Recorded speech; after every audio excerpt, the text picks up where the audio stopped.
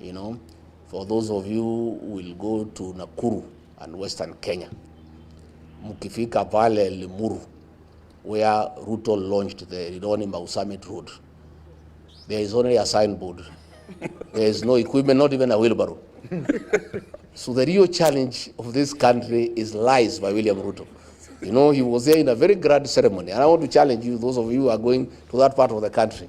When you reach Limuru past Kwambera, you slow down. There is only a signboard.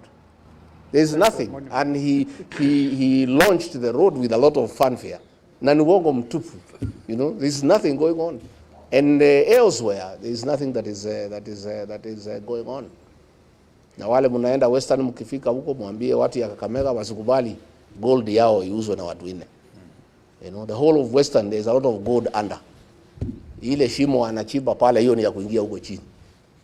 The gold is all over the whole of Western Kenya. And that gold, if it's preserved, it will wipe out poverty from Western Kenya. And we're asking the people of Western Kenya to resist the theft of their gold until we form government, so that we can negotiate with the people of Western Kenya. How does that gold benefit them? Because it's God-given. They were given by God free of charge. And it must count for something, and it must transform their lives. Asanteni sana. Thank you very much.